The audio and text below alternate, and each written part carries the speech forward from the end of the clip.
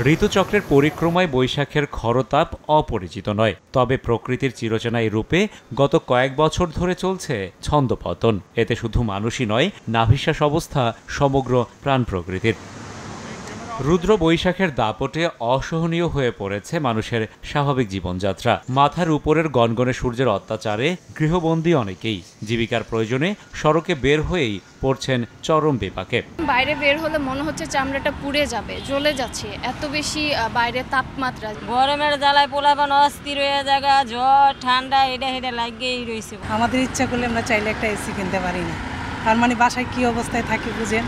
ভয়াবহ খরতাপে সড়কে কম মানুষের দেখা মিললেও সম্পূর্ণ ভিন্ন চিত্র হাসপাতালে। উষ্ণতম দিনের সংখ্যার সঙ্গে পাল্লা দিয়ে বাড়ছে রোগীর সংখ্যাও, যাদের অধিকাংশই গরমজনিত ঠান্ডা, কাশি, জ্বর, পাতলা পায়খানা ও নিউমোনিয়ায় আক্রান্ত।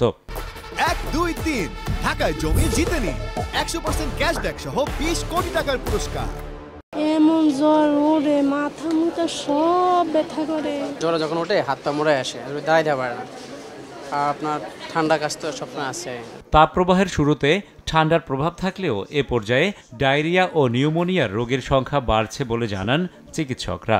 হিট র্যাশ বা হিট ইডিমা, যেটাকে শরীরের পানি একটু শরীর ফুলে যায় প্রথমের দিকে যে দাবটা, তারপরে হিট ক্র্যাম্প হয়, শরীরগুলো কামড়ায়, শরীরের প্রচন্ড ব্যথা হয়, হিট সিনকোপ, যার প্রচন্ড সুইটিং হয়ে রোগীর ব্লাড ভলিউম কমে যায়, ব্রেনের রক্ত সাপ্লাই কমে যায়। পরের স্টেজটা হলো হিট এক্সজর্শন, তারপরে সর্বশেষ ধাপ হলো হিট স্ট্রোক। সেই ক্ষেত্রে স্ট্রোকের ক্ষেত্রে তখন আর সুইটিং থাকে না, সুইটিং বন্ধ হয়ে যায় রোগীর, সুইটিং বন্ধ হয়ে গিয়ে রোগী একদম আনকনসিয়াস হয়ে যায়। এই অবস্থায় গরমের প্রভাব থেকে মুক্তির জন্য কাজের সময়সূচিতে পরিবর্তন আনার পরামর্শ বিশেষজ্ঞদের।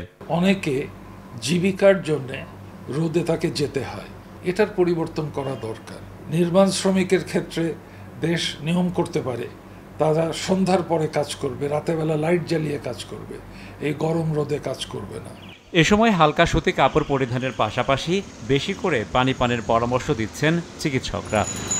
কোনো এলাকার তাপমাত্রা যদি টানা 6 ঘন্টা 35 ডিগ্রি সেলসিয়াস স্থায়ী হয় এবং সেই তাপে কেউ যদি একটানা 6 ঘন্টা অবস্থান করে, তবে তার কিডনি, ফুসফুস ও যকৃতের দীর্ঘস্থায়ী ক্ষতি হতে পারে। এমনকি হিট স্ট্রোকে রয়েছে মৃত্যু ঝুঁকিও। আর তাই দেশ জুড়ে চলমান দাবদাহ থেকে বাঁচতে বিকল্প নেই সাবধানতা অবলম্বনের।